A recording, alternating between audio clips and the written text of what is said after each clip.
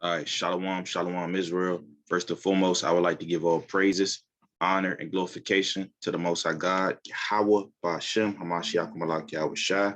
Yahweh is the name of the Heavenly Father, who the world calls God, and Yahweh Shai is the name of his beloved Son, who the world called Jesus Christ, whom is the Savior of the nation of Israel. It's Brother Malachi out of the WFI Detroit camp, coming at you with another cold cut, which is entitled, This is What It Means to Love Your Enemies. This is what it means to love your enemy. So we about to go into the precepts to give the true understanding of love your enemies according to the Bible, right? Because immediately when people hear Matthew chapter 5, verse 43 to the 44th verse, they automatically think that it's talking about the white man or the Chinese or the East Indian or all the heathen nations. But your enemies truly are the people of your own household and in your nation. You have to love your brother. If your brother do something against you or trespass against you, you can't bear and hold a grudge toward that man. You have to forgive him for his sin, and you have to love him as yourself. And that's according to Leviticus chapter 19, verse 17. And this may be hard for some people to do, but you have to exercise the commandments and execute righteousness on the earth and not dwell in the construct of wickedness and holding a grudge against your brother. But this is Matthew chapter 5 and verse 44. Let's start at the 43rd verse. You have heard that it hath been said, Thou shalt love thy neighbor and hate thy enemy. But I say unto you, love your enemies, bless them that curse you, do good to them that hate you, and pray for them which despitefully use you and persecute you. So that's plain upon tables. You have to bless them that curse you. You have to do good to them that hate you, and pray for them which despitefully use you or persecute you. So this is how you conduct yourself as the true son of God, man, by loving your brother. Because Yahweh Shai, he didn't care about his life. He gave up his life for his brothers and his sisters of the nation of Israel. Scripture say, let's get that in John chapter 15, verse 13. And the scripture say, learn of me, for I am meek and lowly of the earth. So we got to learn the works of Yahweh Shai and the miracles and the message that he taught when he was on the earth. Right? And that message was a message of love for your brother, giving the true essence of the law and what the law means and how to truly execute the law and keep it. When you read Luke chapter 1, verse 77, right? Because Israel, they swear up and down, they got it all figured out. They swear up and down, they know the scriptures. They swear up and down, they know the breakdowns, but they miss the basic elementary things of the scriptures, and that's simply love your brother. Right? Let's get John chapter 15, verse 13. Greater love have no man than this, that a man lay down his life for his friends. So Yahweh Shai, he was that man that laid down his life for his friends. And his friends are the elect of Israel, chiefly the whole nation of Israel. Let's get verse 14. It say, ye are my friends if you do whatsoever I command you. So you're the friend of the Lord if you keep the commandments. And what's written in the commandments? Let's get that in Leviticus chapter 19, verse 17. Everybody want to go or attempt to be deep in the scriptures. And there's nothing wrong with getting deep in the scriptures. Nothing wrong with knowing Daniel, Revelation breakdowns, knowing the history, being a scholar in the truth. That's actually a good thing. But if you got all those scholarly elements, but you miss the basic foundation of loving your brother, you're not in this thing for the right reason. You got to reevaluate yourself and you have to go back to the basics. How can you just skip the basics and go toward the meat? That's out of order. The Lord deals with a just balance according to the scriptures. And this is how a lot of men end up getting sifted out the truth, because they come into this truth for vain reasons, whether it's to get woman, get a name, get a title, get rank and status, be seen of men, right? So they might go into these different breakdowns or these different understandings, and they coming up with these so-called new revelations. Like they always debating people. They got that debate spirit. But hold on, brother. What about love your brother? What about charity? What about giving alms? What about being there for your brother when he needs you? What about giving that sound counsel?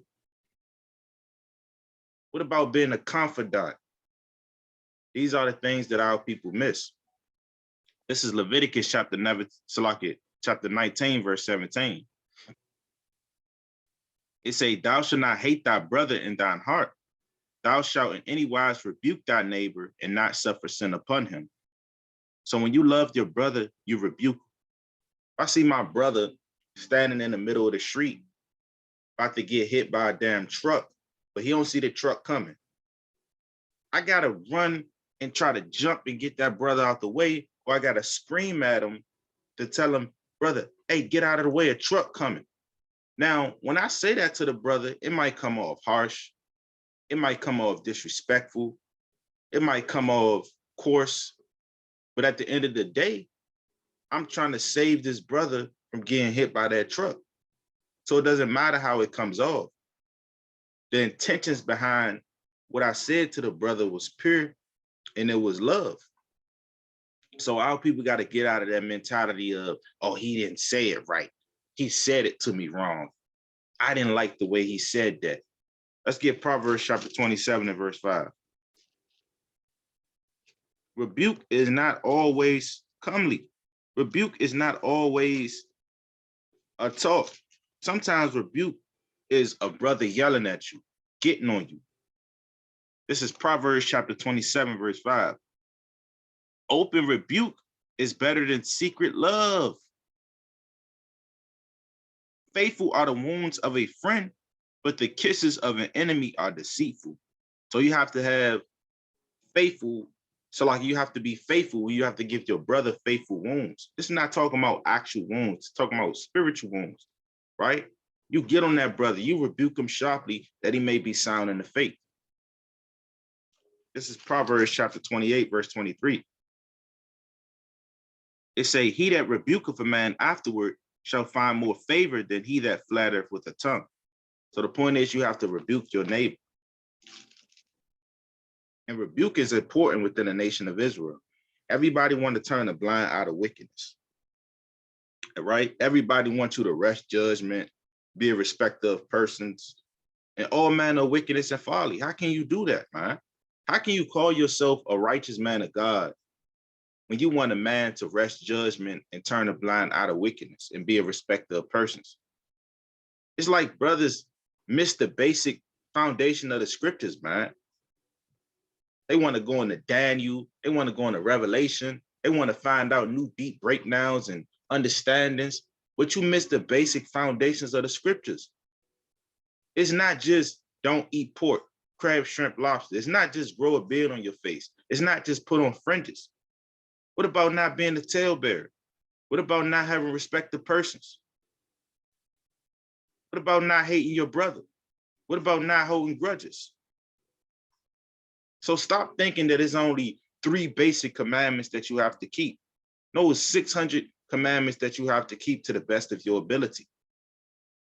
So don't neglect certain commandments, but keep others. You have to keep the whole totality of the law, most high willing, and strive for perfection, as it states in Matthew chapter 5, verse 48, and Deuteronomy chapter 18, verse 13. But let's keep reading on. It say, thou shalt not avenge nor bear any grudge against the children of thy people, but thou shalt love thy neighbor as thyself. I am the Lord. So the scriptures say, thou shalt not avenge nor bear any grudge against the children of thy people. Now let's get Exodus chapter 23, verse 4. Because your neighbor is your fellow Israelite brother. Matter of fact, let's get that in Jeremiah chapter 34, verse 9.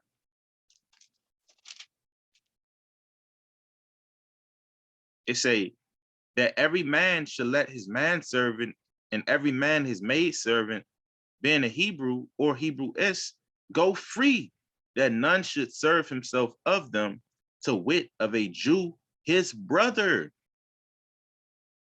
So the point is, your brother and your neighbor are the Jews, your fellow Israelite.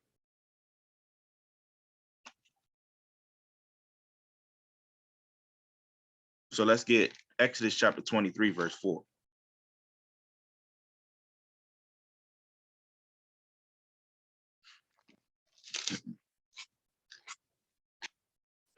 Thou shalt not avenge nor bear any grudge against the children of thy people. Exodus chapter 23, verse 4. If thou meet thine enemy's ox or his ass going astray, thou shalt surely bring it back to him again. Right? So you can't be that wicked and that evil brother. You see your enemy's ox. Now, your enemy, again, is the man of your nation. Right? Or for the sisters, it could be the woman of your nation. Y'all don't see eye to eye. Y'all never did. Or y'all may have did back in the day, but things went sour. Now this brother hates you, right? So this man would be considered your enemy. Your enemy just simply means the opposing side. That's what it means to be an enemy, to oppose, to be against, to be at odds with. Okay? For example, the so-called white man, he's our natural enemy. He's against us. He's against the Israelites.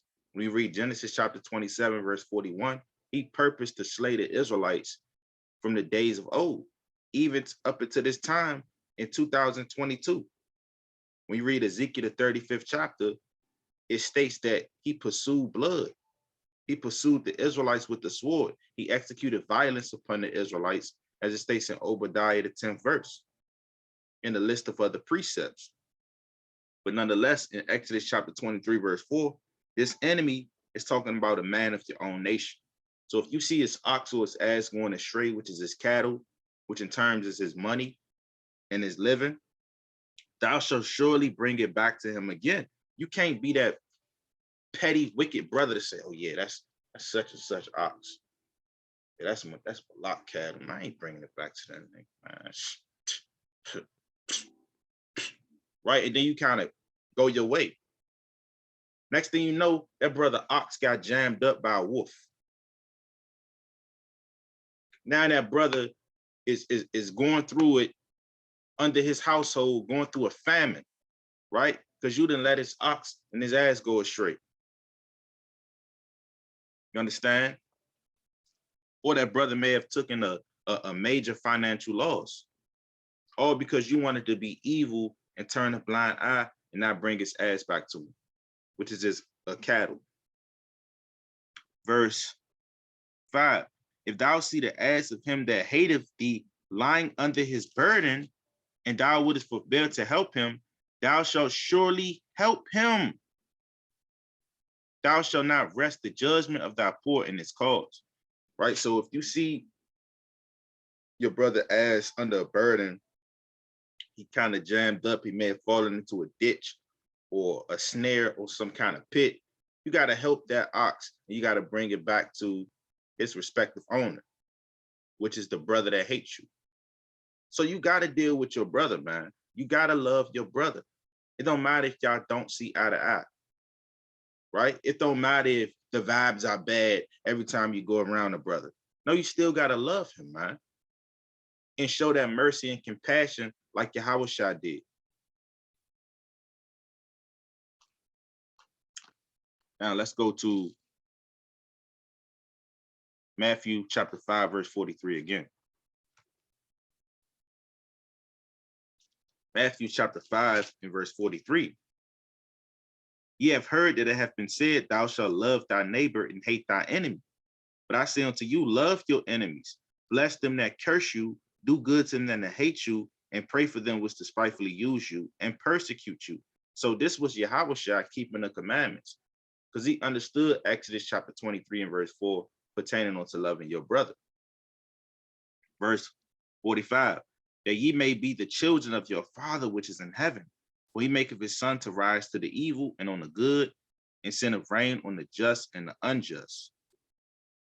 All right? So now let's get Job chapter 19, verse 19. Because sometimes your brother is going to trespass against you. Matter of fact, before we get that, let's get Galatians chapter 4, verse 16. It's inevitable, especially when you come into this truth. And when you start dealing among congregations and camps and getting around other like-minded men, Sometimes things may go sour. Everything is not going to be perfect when you come into the truth and you get around the congregation. And that's a rebuke for you, brothers and sisters. I don't want to deal with camps. I had a bad experience with camps. Camp this, camp that, camp this, and camp that. Look, everything is not going to be perfect when you come to the truth. What makes you think that? Let's get Revelation chapter 10 and verse 9 real quick. Don't be naive and simple-minded in this truth. We all mortals. It don't matter if we know about the truth and we keeping the commandments. At the end of the day, we all mortal men, and we're going to fall short and go to hell off. You still have to love your brother. This is Revelation chapter 10 and verse 9.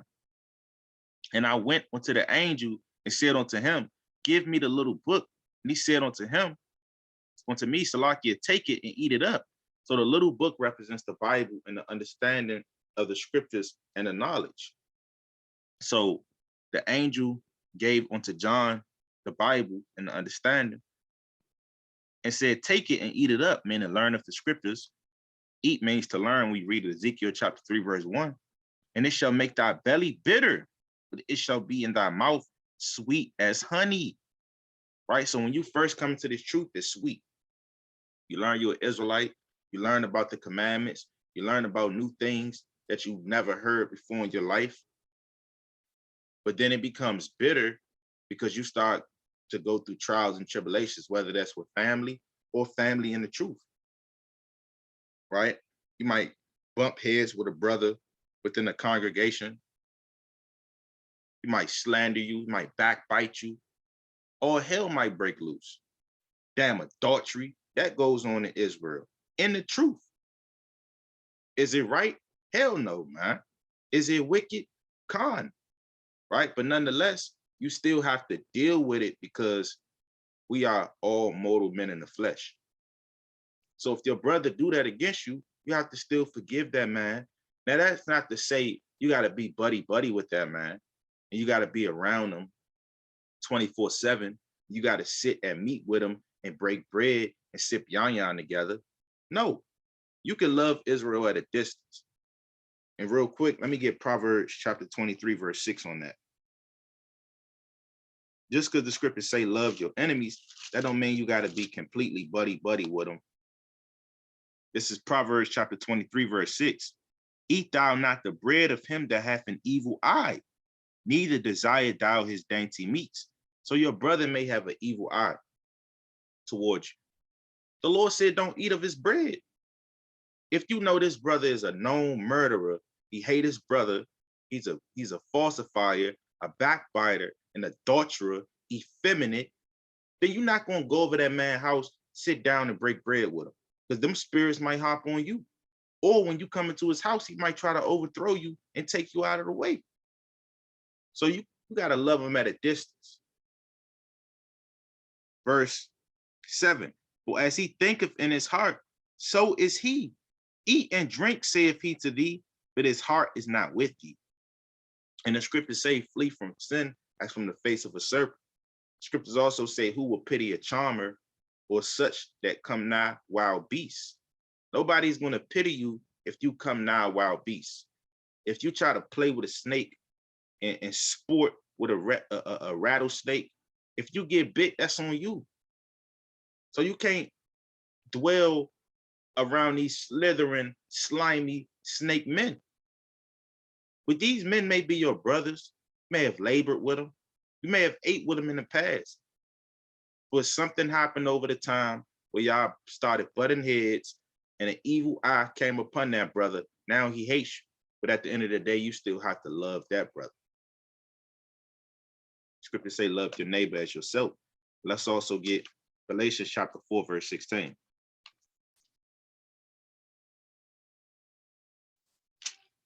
Galatians chapter 4, verse 16. Am I therefore become your enemy because I tell you the truth? So we become the enemies of our people because we tell them that God loves them. We tell them that they have to keep the commandments in order to receive salvation.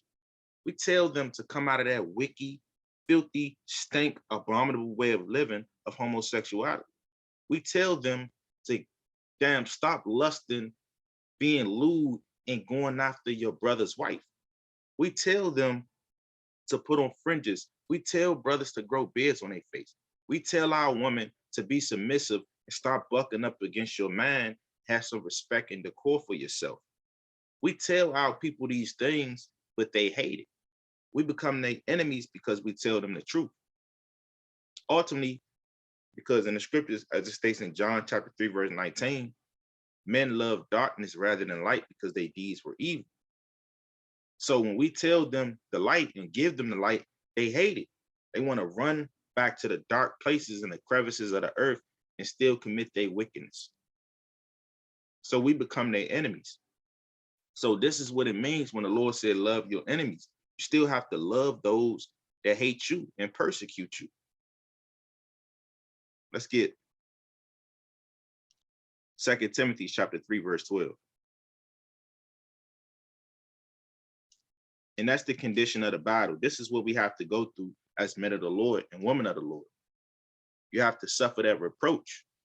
This is 2 Timothy chapter 3 and verse 11.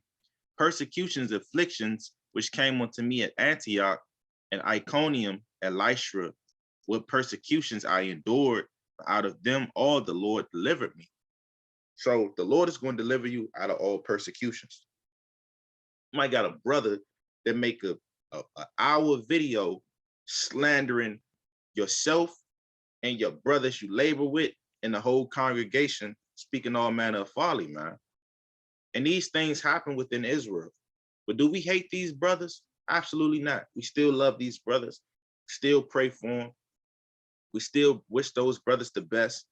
But if those brothers don't repent, they will be destroyed. But nonetheless, we're not going to sit up there and throw curses on these brothers. That's off. Verse 12, yea, and all that will live godly in Hamashiach shall suffer persecutions. See that? So if you live in godly, if you keeping the commandments and you have faith, you're going to suffer persecution. It's no way around it. It's inevitable. That's the condition of the battle. That's written in the fine print when you come into this truth. Persecution. Reading on, but evil men and seducers shall wax worse and worse, deceiving and being deceived. But continue thou in the things which thou hast learned and hast been assured of, knowing of whom thou hast learned them. See that? So you have to continue in the things which thou hast learned.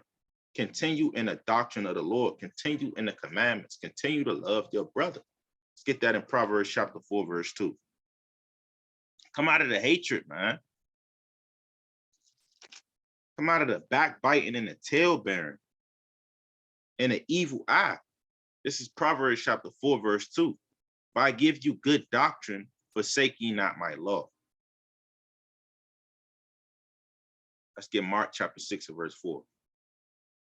So let's prove, let's take it home and prove that your enemy are the men of your own house, meaning the brothers and sisters that rise up against you for the sake of the gospel. We went through a lot of precepts. We're going to take it home, right? This is Mark chapter 6 and verse 4. But Yahushua said unto them, a prophet is not without honor, but in his own country and among his own kin and in his own house. So they don't respect you within your own house and within your own country. Let's get 1 Thessalonians chapter 2, verse 14. And this is your people. Let you go among the nations, right? And that happens a lot. Sometimes we'd be out there teaching, bringing out the word, and you had the nations come up before Israel do. We're trying to scratch tooth and nail to get Israel to come up and hear the word of the Lord. But here it is, you got a damn Moabite coming up. I want to learn. Tell me about the Bible, right? But you got Jake to keep walking, huh? Let's get 1 Thessalonians chapter 2, verse 14. It say, for ye brethren became followers of Yahweh, which in Judea are in Hamashiach Yahushua. But ye also have suffered like things of your own countrymen, even as they have of the Jews. who both killed the Lord Yahweh Shai and their own prophets, and have persecuted us, and they please not God, and are contrary to all men. See that? It say we have suffered like things of our own countrymen, our own brothers. Brothers supposed to be just like us, be like-minded, be on one accord, be equal. But these men persecute us. These men slander our name. These men backbite us. These men want to see us dead. But with all that, in the essence of everything that I just explained, on the grand scheme of things, the Lord said, love them, man. So you can be the son of the Lord. And that's how kings operate, man. Kings don't operate off emotion and how they feel at the moment. No, they sit back and analyze, and they righteously discern the whole situation, and they deal with it accordingly. We have to be, we have to seek to be more diplomatic. And let me look up that word real quick. Jake simply want to be a tyrant.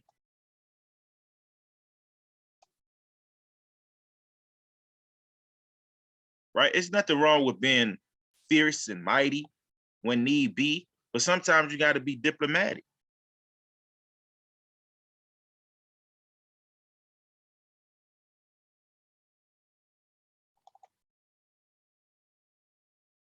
So we got screen pulled up.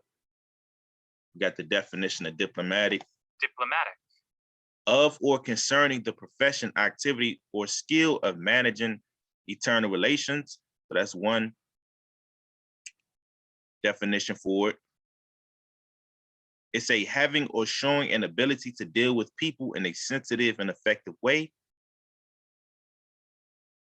See that? Having or showing an ability to deal with people in a sensitive way.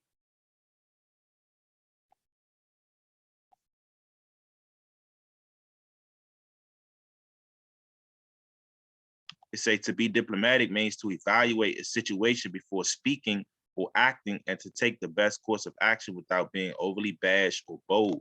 And this is what Jake doesn't do. Jake is so effeminate, evil, and hates his brother so much that he will only hear one side of the story, one side of the spectrum. Where's three sides to every story? You got what he said, what that person said, and what the Lord said, man. Right? Or you got his story, you got their story, his story, and the truth. Right? Let's get Deuteronomy chapter 1, verse 16. It say, and I charge your judges at the time, saying, hear the causes between your brethren, and judge righteously between every man and his brother, and the strangers that is with him. So you got to examine matters before you completely act on it out of haste and rashness. So to be diplomatic means you have to evaluate a situation before speaking or acting on it. You're not just quick to jump on a situation because of your feelings hurt.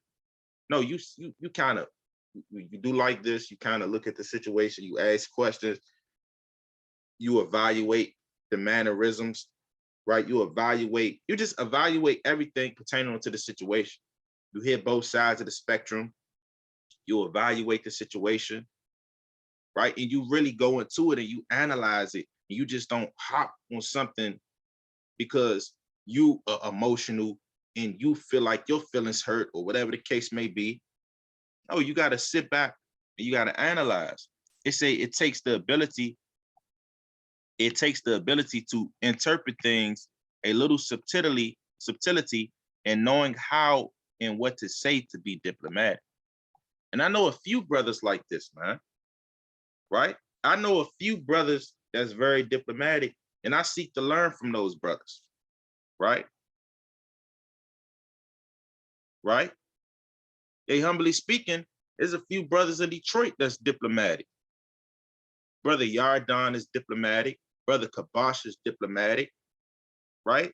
So these are brothers, and like the scriptures say, you have to wear the footsteps of a righteous man, roughly paraphrased. So if you see a brother with these attributes, you got to seek to learn from that brother and take those, take how he conduct himself and apply it to your lifestyle in order for you to gain understanding, in order for you to know how to operate on the earth. You have to learn from these certain brothers. So it's good to be diplomatic, man. Don't just be rash and get mad and get angry. Sometimes you got to sit back, analyze, and evaluate the situation, right? And I got to work on that through the spirit, man. That's something I can work on, being more diplomatic, being more patient, being more temperate. You understand? But nonetheless, Jake doesn't have these attributes, right? Now, let's get Job chapter 19, verse 19.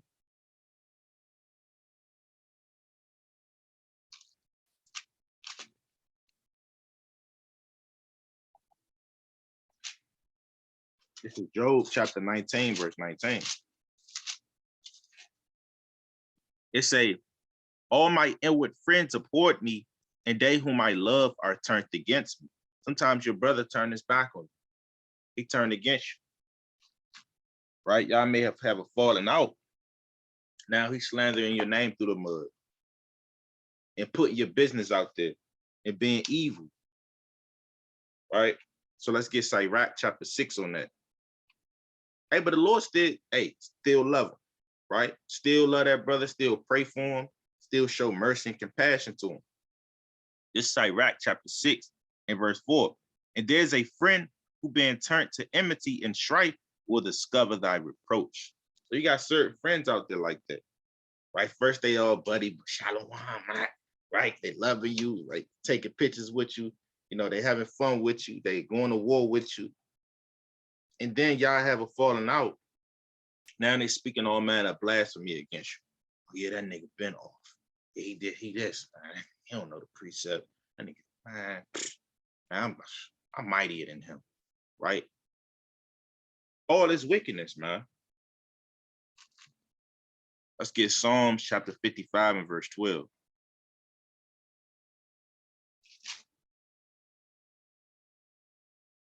It say, for it was not an enemy that reproached me, then I could have borne it. Neither was it he that hated me that did magnify himself against me. Then I would have hid myself from him. But it was thou, a man my equal, my guide, mine acquaintance. See that? So, of course, Esau hate us in the other nations, but on a day-to-day basis, we see more hate from our brother. So it was not an enemy that reproached us and hated us and wanted to overthrow us in our goings. It was actually our brother. It was actually the man that you thought was your brother. You thought he was your confidant. You thought he was your main man. You thought he was your mighty man. But he turned his back on you. So these brothers have evil eyes, but nonetheless, we got to love these brothers because that's what the Lord said. And let's get Matthew chapter 10, verse 34.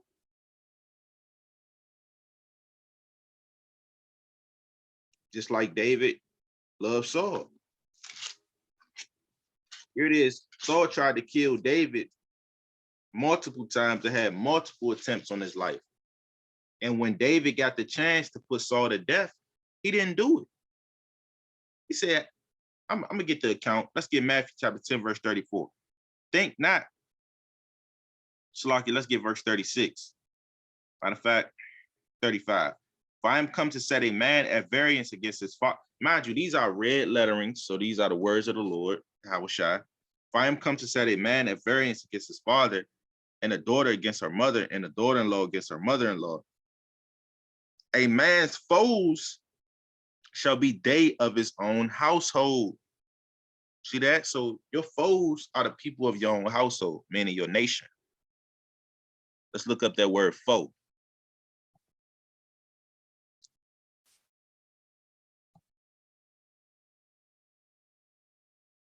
A man's foes shall be they of his own household.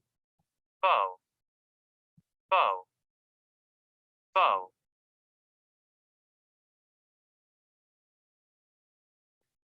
an enemy or opponent. Enemy, adversary, opponent, rival, nemesis, antagonist.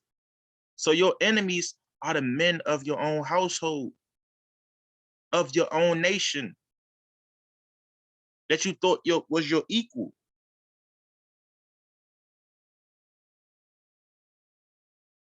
Let's get Micah chapter 7 and verse 5.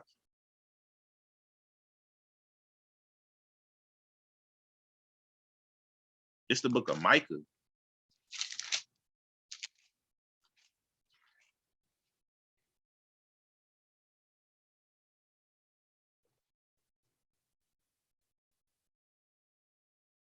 Micah chapter 7 and verse 5. Trust ye not in a friend, put ye not confidence in a God. Sometimes you can't trust in a friend, man. You can't trust in a friend because a friend, he'll smile in your face and stab you in the back. Shalom, brother. Shalom, brother. Then when you turn your back, he do like this. Chump, wicked nigga. Hate that, right? He do that when you turn your back, man. And then he pull out that knife and he go to stab you in. Okay, so trust ye not in a friend, put ye not confidence in a God. Keep the doors of thy mouth closed from her that lieth in thy bosom. For the son dishonoreth the father, the daughter riseth up against the mother, the daughter-in-law against her mother-in-law. A man's enemies are the men of his own house. So a man's enemies are the men of his own house.